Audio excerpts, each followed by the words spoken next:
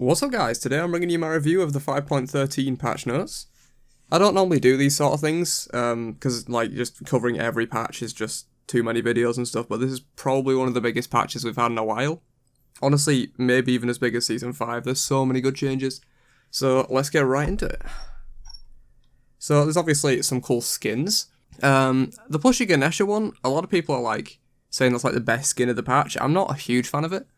I mean, it's cool and all, but like it's not really my style of skin. I prefer like the more kind of serious skins, like some of these other ones. Well, some of these other ones, not all of them. Namely the Baron Samedi skin. We've been able to see that for a while now, which is pretty cool. Nightbane Jingwei, which is kind of like this, almost like more PG Diablo style hunter kind of skin for her. Hellscape Kernanos, which is like kind of satanic with all the pentagrams and all that crap. I always love that stuff, which is a pretty cool skin to be fair. There's the Geek Beak Thoth, which is obviously troll. I mean, it's a pretty cool skin to be fair. I like the kind of design of it. There's Pup Patrol Cerberus, which is obviously the cutest pupper we have ever had in Smite. I love that skin, even though it's not a serious one like I just mentioned before, but it's really cool. And then there's Cherry Bomb Sol, which is actually, I think the first time we've ever had a Sol with human skin. Because I think there's like Sweet Tooth where she has like pink skin, which is kind of weird. There's the robot one, and then the rest are all like regular kind of Sol skin texture. So that's quite interesting skin as well. Alright, moving on to some of the Project Olympus changes, which for any of you who don't know is like kind of quality of life improving like the core game, basically. There's some player behaviour changes, which is like they're adding a new commendation system. Which essentially, some other games have implemented this, like Overwatch and League of Legends. You can basically just commend players for certain things after the game, like for being a good team player or being friendly or stuff like that. And then you can redeem points that you get from either playing with full goodwill, aka not getting reported very much and having 100% goodwill, or you can get it from being commendated, if that's a word, by your teammates at the end. You can get team skin boosters, triumphant champion chests, and triumphant godlike chests with these points so far. And then there's also, if you never got banned for the entire year, I assume that means, like, a kind of real ban, not like a deserter ban, because I don't think one deserter ban is going to jeopardize your rewards, but as long as you don't get, like, properly account banned for the entire year, you get all these rewards. That Baron Samedi skin isn't the one that's in this patch, by the way, that's going to be a different skin.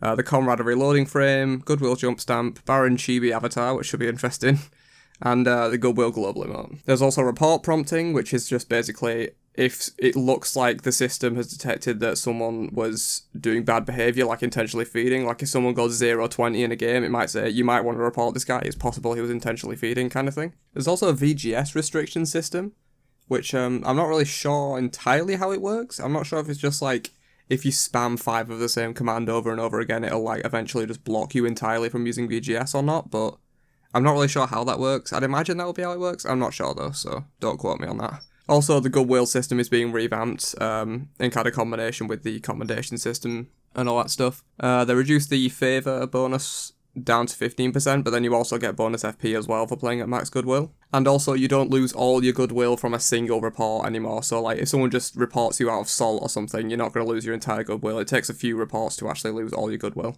And you also gain Goodwill when players commend you as well. There's some console features with being able to edit the minimap on the HUD, which people have been asking for quite a while, I think, so that's good. Fountains, this is a change I've been asking for a long ass time. So instead of like ticking like about 40% of your health every like couple of seconds or something like that in the fountain, they'll now tick much more slowly but heal in slow amounts. So it'll be the same amount over the same period of time, but it just ticks more often. So like, it'll help with jumping out of fountain and stuff. Like if you jump out of fountain, you'll still get the mana regen because it's ticking quicker. And also you still get an extra second of fountain regen after you leave the fountain as well, which is nice. And a huge thing for the matchmaking changes, timed queues are returning. For those of you who don't know, timed queues were a thing back in like closed beta season 1 kind of time, and they were removed in favour of the queue system we have now, but they're coming back. So effectively how this works is every queue is on a set timer. So for example, Arena will be on a 2-minute queue, Conquest will be on a 5-minute queue, Ranked Conquest will be on a 12-minute queue, for example. And then those timers are set to count down until they reach 0. And then when they reach 0, everyone that is currently in that queue is match-made together into a game. And then once the matchmaking process is all done and things, they'll reset to like the 5-minute timer or whatever and begin counting down again. So in theory, this should result in better matchmaking because essentially it just grabs everyone that's in the pool and then it's going to match like the top 10 for like a 5v5 game mode, the top 10 people will all be matched together, and the next 10, and the next 10, and the next 10, and so on until you get to the bottom. If, for example, there was 101 people queuing for a 5v5 game mode, it would make like 10 games of 10 people, and then the other dude that can't find a game, like I guess the bottom elo, I'm not entirely sure how that would work, but the dude that can't find a game gets thrown into the next queue but has priority, so he'll be guaranteed a match in the next queue. Also, if the queue pops and you're not there, like you went for a piss or you went to like go make a sandwich or whatever, you won't get a deserter for it, which is really nice, because there's no real reason to give you a deserter, it just won't throw you into the matchmaking pool in the first place. There's obviously a ranked soft reset for this split, marking the start of the fall split. Ranked rewards have been updated, and the early surrender conditions have been changed, so now, instead of if it has to be someone leaves right at the start of the game, you have like a 3-minute period now where like if the game starts and then 2 minutes in someone DCs, you'll still be eligible for early surrender. And also, if an early surrender does occur in any ranked game modes, all the players except the DC player on the losing team will lose no TP whatsoever. The player who did DC loses 2 times the full TP amount for that game. And also, the enemy winning team only receive half the full TP amount because they really didn't do anything, they just won a free game. Ranked Conquest has been changed to solo queue only, so no more parties of 2 in that. But Ranked Joust won't be affected by that, you can still queue as a 3-man party. And you can also now surrender at 5 minutes in Ranked Duel, so if you're getting destroyed, you can just surrender at 5 minutes instead of 10 now, you don't have to wait. I've just realised this is already getting really long, so I'm going to kind of speed through some of these changes so we can get to like God Balance and Item Balance, some of the more important stuff. So Joust gets a new XP camp, no buff, just golden XP near the Bull Demon, and also increased the Bull Demon's base HP, making it a bit harder to take. Arena had some like general fixes, updating the HUD and like a clearer ticket system where it like shows tickets being deducted as you kill minions. Clash Phoenixes are changed to be like normal Phoenixes, and Apophis does a little bit less damage. And they also gave the Apophis buff to effectively make Clash not last like 40 minutes like it does now. They want to make the game a bit shorter. Assault now selects from all random gods instead of just the player's owned gods. Okay, on to Conquest changes. So they've implemented the system where it's like support bonus XP, where after 2 minutes on the game clock, support bonus XP, this feature they're talking about, will turn on. And this rule basically means that the lowest level player in the game will get bonus shared XP. This doesn't apply if they're just solo killing minions, this is only shared XP, which is why it's mainly targeted at support. This is generally just targeted at the fact that like, generally after about 2 minutes, support starts to really fall behind, so like if they're staying in like mid or ADC, if they're staying in mid or duo, they'll get bonus XP so that they don't fall quite far as behind as they are now, because they're falling really far behind in games right now. And they've also done a little change to minion AI and how they target things. Elder Harpies have reduced the amount of XP they give, so it affects the mid camps and also the back camps slightly. This is generally aimed at like taking down the power of mid jungle, I think, so like if mid jungle secures those mid Harpies, they don't get like 3 levels above everyone else on the map kind of thing. Oracles decrease base HP, this is a really good change. Like, Oracles were way too tanky for way too long. It was literally impossible to solo them as anyone but the jungler, so that's good. Some big jungle buff changes. They nerfed every buff except purple, which got a buff itself. Speed buff decreased the base speed from 15% to 10%, but now the buff applies a 2% speed buff, stacking up to 3 times on each jungle camp kill or assist. So effectively, once you kill a jungle camp, you'll be at 16% instead of 15% like it was before movement speed. So as long as you can keep up farming like jungle camps of 3 minions, you'll keep getting that maximum speed buff and be able to move around the jungle faster. But like when you do gank a lane, that buff's going to fall off and you won't have the like ridiculous speed to chase kills down like you do now. Red buff, just a straight up decrease in the power so that like lane clear isn't quite as bad with red buff. Purple buff now stacks up depending on how many people are near you, so it still has the 10 base protection debuff, but it'll give you an extra 2 protections up to 5 enemies, up to 18 protections if you're around 5 people. And this will also stack, so if you manage to like invade the enemy purple buff, you can double stack these buffs on top of each other and like get a lot of protection shred from that. And blue buff decreased the mana per second from 5 to 3, or 25 to 15 per 5 seconds, it says there. And it now restores 2% of your missing mana upon damaging a god with an ability. This only triggers once per ability, so you're not going to get like 10% of your mana back if you hit like a 5 mana or anything like that.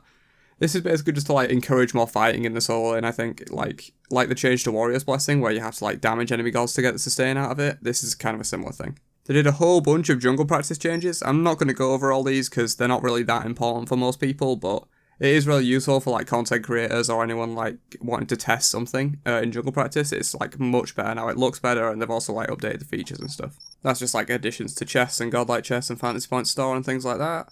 There's a whole bunch of bug fixes which I'm not going to go over because this video is already getting way too long and we're not even at balance changes yet, so If you do want to read the full bug fixes, there'll be a link to the patch notes in the description. Okay, finally, item balance. So they're adding in masks, which is a completely new item tree. They're effectively like something that will, at the full form, like at tier 3, they will give like a negative bonus to one stat and then a positive bonus to another. So they'll like, for example, reduce your damage and increase your tankiness kind of thing. So the tier 1 mask is 500 gold for 50 health and 50 mana, which is pretty trash. That's rivaling like tier 1 boots in terms of the stats you get for 500 gold, but it then builds into 3 different tier 2 masks. The first is Protector's Mask. They're all 1200 gold, these tier 2 masks. This gives 50 health, 15 physical and magical protections, and 10% CCR. So once again, pretty trash stats for 1200 gold to be honest, but it's more about the tier 3 with these masks than like the build up to them. Oh yeah, also they're using the old names and some of the old art from the previous masks that were in the game in Season 4 prior to like Season 5, so. Lono's mask is the kind of tank kind of mask. So basically 2200 gold, builds from Protector's Mask obviously. 100 health, 50 magical and physical protections, 20% CCR, so not terrible stats for the price, but, you know, it's okay. And then negative 25% damage dealt and plus 15% damage mitigation. So that is insanely powerful for supports, I think. There's a lot of good, like, support changes this patch. Like, I don't really think you want to pick this up on solo laners, because solo laners are actually a lot about how their damage can affect a fight, whereas, like, supports, especially gods like Geb and Khepri, will really utilize this well, I think. Because, like, Geb and especially Khepri really don't care about how much damage they do almost all of the time. So just, like, having that extra damage mitigation, being able to stay alive in fights will be really important for them, so I like this mask a lot. Messenger's Mask, this is a different tier 2 mask. 10 physical power and 30 magical power, 10% movement speed and 10% CCR, which then builds into Bumba's Mask, which is 25 physical or 60 magical power, 20% movement speed and 20% cooldown, which is actually quite powerful stats. It is more expensive than Lono's by about 200 gold, but like 20% movement and 20% CCR, I mean not CCR, CDR, sorry, which is much more valuable. And then some power is really nice. You could potentially even rush this as your boots option. It's quite a bit more expensive than boots, but like, you can maybe even just rush the tier 2 of it, or just rush the tier 1 of it and try and get this done early, because 20% movement speed is more than regular boots. 25 power is a bit less than like Warrior Tabby, for example, but the 20% cooldown reduction will really make up for that. But then the main part of this item, plus 20% damage taken, which is quite a lot, but also plus 50 bonus movement speed. That's flat movement speed, by the way. That's not like a percentage increase in movement speed like boots give you. That is just flat. So effectively, if you buy this, you're pretty much sorted in terms of movement speed for the entire game. You really don't need any more than this, because you're already getting more movement speed than boots in terms of percentage, plus 50 flat, which is really nice. But obviously there is the drawback of taking 20% more damage, which like could really fuck your early game if you try and like rush this and end up dying because of it. So it's definitely a risky pickup, but I think this will be really powerful on certain junglers. Especially Loki, I think, for this one. Like, Loki doesn't really care about taking damage, because generally, if he's in a position where he is taking damage, he's dead anyway. So, like, I think having the bonus movement speed, like, being able to just vanish and cover us so much distance from the bonus movement speed from vanish plus all of this will be really powerful on Loki, I think, specifically, but it could be good on a lot of junglers. And the final mask, the tier 2 Fighter's Mask. 10 penetration, 20 physical or 50 magical power. Once again, not great stats for 1200 gold, but honestly I think of the masks, this is probably the best stats it gives for 1200 gold. And then builds into Rangda's Mask, which is 20 penetration, which is pretty damn good, especially for physical characters. 20 penetration for physicals is really good. It's less valuable on magicals, because they have access to things like Spear of Desolation that gives 20, and Spear of the Magus that gives like 65 or something ridiculous, but for physicals, they don't find many items that they can buy with 20 physical penetration, so that's pretty powerful. And then 50 physical power or 100 magical power. And then you lose 30 bonus movement speed, which in reality isn't that bad. 30 bonus movement speed isn't too bad, considering like this one up here gives you 50, but... And you also gain 15% ability damage and 20% basic attack damage. I think this mask is going to be really powerful, mainly because the drawback isn't really that bad. Like, it kind of negates your boots. I think 30 is a little bit less than what boots will give you, so it doesn't quite fully negate your boots, but... If you build like boots and then one more movement speed item, you should still be okay in terms of movement speed, and then you get like a bunch of bonus damage. 20 pen is really powerful, especially for physical characters like I mentioned. And then 50 physical and 100 magical power is pretty powerful. Granted, it's the most expensive of the masks at 2600 gold, so it's not something you're going to be able to like rush early and just surprise people with like 20 pen and bonus ability damage, but I think it could potentially be really powerful. Elixir of Power and Elixir of Defense, the 3k potions, have basically just been changed so that they last a little longer. They last 6 minutes now instead of 5, and they're not removed upon death, so basically when you buy one, you've got it for 6 minutes guaranteed. And then also, Elixir of Power gains 25% additional structure damage to kind of allow you to push a bit more in Conquest. And Elixir of Defense, 25% decreased damage to you from structure, so you can tank them a bit better. So if your tank has a defense elixir and your carries have power elixirs, you can really shred towers pretty quickly. Soul Reaver is essentially being reworked to kind of have like old Ethereal Staff's passive, where you deal 2% of the target's maximum health with magical damage, and if the target has over 2000 health, it scales up to 8% at 2750 health. So really, against squishies that are only going to have about 2000 health, this is kind of useless. Like 2% of the max health is... what's 2% of 2000? 40, right? Yeah, 40. So that's like 40 extra damage, it's literally nothing. But then if it like scales up on a tank, like a tank that has like 3k health, doing 8% of that is actually a really big deal, so... But this is not true damage, so it won't be quite as powerful as old Soul Reaver's passive, doing like a lot of fucking damage, but yeah. And then Ethereal Staff has been reworked to whenever you damage an enemy god, you steal 8% maximum mana and 4% maximum health from the target. The stats remain stolen for 45 seconds, and targets affected can have multiple buffs and debuffs from this active at once, but it can only occur every 15 seconds. Now, I'm kinda confused as to how this works. I guess after the 45 seconds is up, you just lose mana and they heal or something? It seems kinda weird. Like, if you do damage to them and steal max health from them, and then like 45 seconds later they're in the middle of a fight and they randomly get healed because the stats have been given back, I'm kinda confused as to how that would work.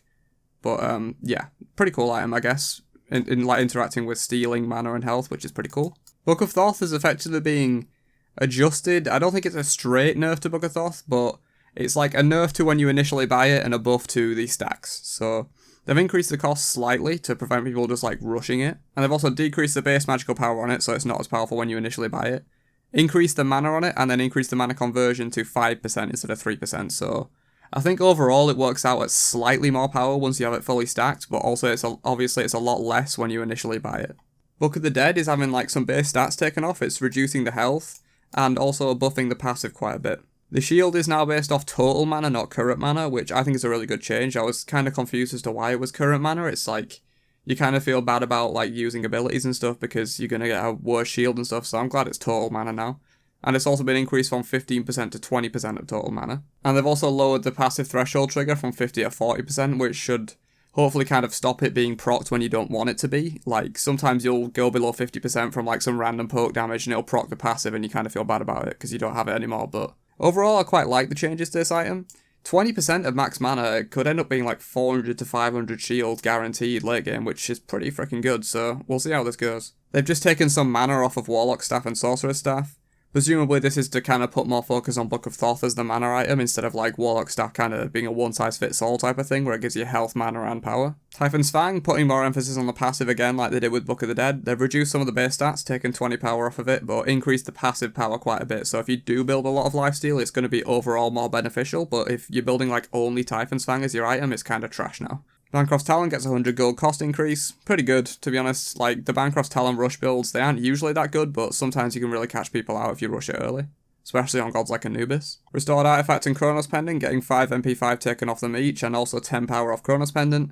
Pretty reasonable. A lot of people are picking up Chronos Pendant on their mages right now, so that's a reasonable change. Rod of Asclepius no longer boosts things like potions, lifesteal, HP5, or health restoring buffs like Fire Giant anymore. Also reasonable. I don't think it really should have done that in the first place, so just affecting ability heals is really nice. Same thing on Rod of Healing. Only Hunter's Garb gets a simple 1% increase per stack on the damage mitigation, so it goes from 10% to 15% if you're in like a team fight with 5 people around you. 15% damage mitigation is pretty damn powerful if you can get up to that point. It's just, most of the time you're not going to be at that point. It's going to be like 3, maybe 4 stacks on this thing, which still could be quite powerful. You know, at 4 stacks, that's still 12% damage mitigation, which is pretty good. Midgardian Mail getting some well-deserved nerfs, I think. Increasing the cost slightly, probably not going to make much of a difference. People that build this item need to build this item, so 50 gold isn't going to make a difference. But decreased movement speed slow and attack speed slow from 10% per stack to 8% per stack. Honestly, I feel like it needs more nerfs than this, because it's kind of like pushing a lot of gods out of the meta, like Kali and stuff, but overall, I mean, it's a good nerf. I would like to see a little bit more on it in future patches, but I guess that's a start. Silver Branch Bow, increased base attack speed on the item by 10%. Basically, it's rarely getting picked up. Hopefully that should bring it more in line with items like Ichavul. Toxic Blade, same change. I think that's pretty good actually, because you can stack up the passive more often, and also it's more damage because 10% attack speed. Stonecutting Sword, decreased gold. This is This is kind of an interesting change. I mean, obviously they're saying here, you know, Midgardian males affected the pick rate of like basic attack gods, but like this is really good on like Nemesis, Mercury kind of gods that are actually picked quite a lot right now. But I guess it does also buff characters like Bakasura, things like that, and Kali that sometimes like to build it. So overall, I'm okay with this. I don't think it was needed really, but I'm fine with it. Poison Star reduced the damage reduction and slow from 20 to 15%. Well overdue, I think. Poison Star's been really oppressive, like, in the last couple of months. People just build it, like, 3rd or 4th item, and then, like, as soon as they land 1 crit on you, the entire fight just goes haywire because you're doing no damage and you're slowed, so I'm really glad this was changed. Wind Demon, slight cost decrease to kind of bring it more in line with the cost of things like Poison Star, because it was just getting really outclassed by Poison Star in my opinion. Poison Star was cheaper and a better item before this patch, so hopefully that should fix some of those issues. Spectral Armor's getting a small nerf. Increased bonus damage taken from crits from 50 to 60, so basically instead of it giving 100 bonus, like it normally gives 100% bonus damage, this reduced it to 50, and now it's only reducing it to 60%, so it's a 10% nerf basically. This is kind of confusing, like, really no one picks up Spectral Armor, as said here, even though we're in like a heavy crit meta, no one really picks it up. Maybe it's actually good, and like Harris has stats that is good, and that's why they're nerfing it, but I don't really see it all that often, but I guess this is fine. Warrior's Blessing changes, these I'm pretty happy about as a solo main.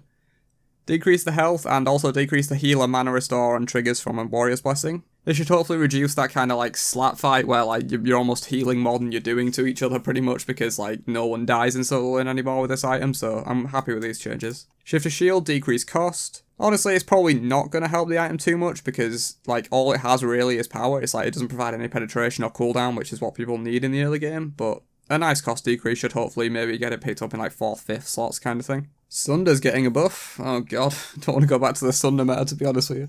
But it's just reducing the cooldown by 30 seconds. Shouldn't hopefully change too much. I mean, Sunder's actually pretty good if you can get the upgrade on it. It's just non-upgraded Sunder is complete garbage. So you basically need to guarantee that you're going to upgrade it and then it's okay. So hopefully it's pretty good after this change. Okay, so moving on to God Balance and changes. Freya's getting a kind of small mini rework this patch. The passive is changing so that Freya's melee basic attacks, and melee being the keyword here, because later on you'll see that she can now toggle between ranged and melee attacks, so only Freya's melee attacks restore 6% of her missing mana on successful hits, and the ranged basic attacks heal 2% of her missing HP successfully on hit, but only once per shot. So Freya no longer has that base lifesteal in her kit, but if she is hitting people with the ranged basic attack, she is going to heal a little bit of her HP once per shot, so that's pretty good as well. And also she gets mana regen because later on we'll see that she's going to have mana issues with her too now, so that's pretty good as well. The one, now instead of being like a 5-second long kind of big burst of damage on every auto attack, is just one single burst of damage. So your next auto attack, whether it's melee or ranged now, is just amplified to 250 plus 75% damage and will also slow. So the slow is gone from previous Pulse, now called Aurora Blade, and it's attached to this ability now instead. So Pulse has been reworked into Aurora Blade. This effectively just gives her melee basics and her range basics bonus damage, and also allows her to toggle between them. So now you can stay on range basic attacks for as long as you want, as long as you have the mana, because they do consume quite a hefty bit of mana per shot, which is why this passive is important. Banish goes unchanged, and they also reduce the damage slightly on her ult, because with these new changes she's going to be dealing a lot of damage, and the ult already did way too much, to be honest. So hopefully she'll play a bit more consistently now, rather than like, you know, I'm going to blow everyone up in this fight in 5 seconds and then I'm going to become completely useless until I reset my cooldowns. She can like kind of toggle on the range basic attacks as she needs them and then use melee to regen mana and things like that. So I'm pretty sure this is going to be pretty good changes. I'm liking these. Bakasura is getting quite a few changes. It's not like a rework, but it's a lot of changes to its abilities. Instead of takedown decreasing physical protections on hit, it now makes enemies just take 10% increased damage from all sources, so that includes towers, minions, magical damage, physical damage, all that stuff. And most notably, that also includes true damage, so if Bakasura uses takedown, instead of like only decreasing physical protections, it will increase the damage of his true damage on Butcher Blades now, which is pretty nice. Eat Minion decreased the post-fire animation time from 0.7 to 0.2 seconds, so now like, after you eat a minion, you're not stuck there unable to do something for almost a second, you can kind of start basic attacking straight away afterwards. And you also get a targeter now that like kind of highlights to you which minions are available to be eaten. Regurgitate increased projectile speed by 40. That's pretty good. Like a lot of the time when you Bakasura ult, it just like kind of flies really slowly through the air and just misses the target entirely because like you've got to really predict where they're going with it, so that's good. And also Baka can now eat minions, regurgitate them, and then re-eat them again. And then regurgitate them, and then basically you're stuck in an endless cycle at that point of Bakasura just re-eating you every time, so that's horrifying. All you Assault mains are going to love this one. Apwash is getting some buffs to try and make him more viable in Conquest. Instead of the Zombie Storm and Undead Surge being 1-1, 2-2-2, it's now just 2 at all ranks, so you don't have to just like level this ability to 3 and then start leveling the rest of his kit like everyone does now. It's just going to be 2 at all ranks, so you probably don't level this ability anymore at all. And then also Entry the Crypts now has healing reduction, it's 20% up to 3 times, so up to 60%, and will last 5 seconds. And also the spirits, instead of like stopping on walls and players now, they'll pass through everything and deal damage. And also Empty the Crypts now persists after Apwash dies like it used to on release. So hopefully should make him a little bit more viable in Conquest, but in game modes like Assault and Joust he's probably going to be pretty oppressive now, so have fun with that. They've done a couple of changes this patch, trying to remove like base crit chance from passives, which I think is a really good change. I fucking hate it when like Artemis just wins a trade in lane because she got an RNG crit. So instead of critting on Artemis passive, she now deals 30% more damage to enemy minions and 15% to gods if they're affected by crowd control. So if she like throws her 3 on the wave, she'll do increased damage for a little while. Does not include knockbacks, blinds or grabs though, instead critical strikes on the target deal bonus damage instead. Hunvats no longer gets the crit chance. It instead just gives us flat 20% damage increase to his next basic attack, so that will still stack with things like Hydras and crit, but it's not so ridiculous to the point where he just like blows someone up because he got an RNG crit. His 2 no longer has a movement penalty when firing, which is, I like that change. It's kind of weird that he moves so slow when he's floating in the air like that. And then Fear No Evil can be deployed in walls, so if you like blink in and then like you're slightly clipping a wall with the targeter of it and it doesn't go off and you kind of stand there and just die, that won't happen anymore, which is nice. Najah also removed the crit chance from his passive. The stacks now provide 0.5% movement speed and 1 physical power per stack. So that's pretty insane. That's like half a warrior tabby pretty much, just like for free out of his passive with 20 power and 10% movement speed. So that's pretty insane, I think. And finally, Ravan is an assassin. I've been kind of wondering if they were going to do this for a while now, you know, since like a couple of years ago when everyone started playing him jungle instead of solo after like the rework and stuff. So they've changed a whole bunch of base stats to be like more in line with other assassins instead of warriors, so it's a little bit less tanky and does a little bit more damage. They've also changed his passive so that it now provides 3% movement speed on stacks, up to 3 times I think that is for the shield, so up to 9% movement speed, and then obviously stacks are lost when the shield is broken, so only when you have the shield you get extra movement speed. 10-hand Shadow Fist, his third ability, 15% increased scaling, just a nice little buff to make him do a little bit more damage. And then Overhead Kick, instead of going 20 to 12 seconds, it's now 18 to 14 seconds. So there's less merit to leveling this ability second now. People are probably going to be able to level the 1 then the 3, which will give him a lot more damage out of the jungle, like for gank potential and stuff, which is pretty nice. Honestly, it doesn't really change that much.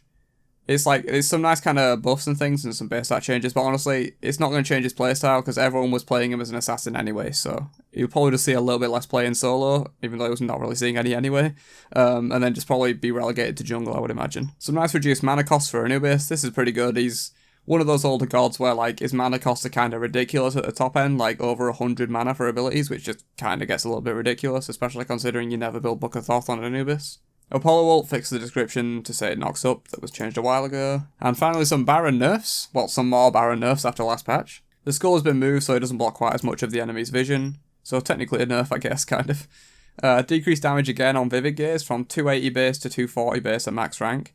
But most importantly, I think, 80 instead of being 80, it's now 60 at rank 1. Since it's on 9-second cooldown, he gets to use this twice per wave on the first wave, so like it should hopefully reduce his damage output quite a bit by like 40 on the wave, which is a pretty big deal. And then also decrease the scaling slightly so it doesn't one-hit you quite as much late game. His 2 Consigned Spirits decrease the heal from plus 15% to the target's maximum health to 12.5%.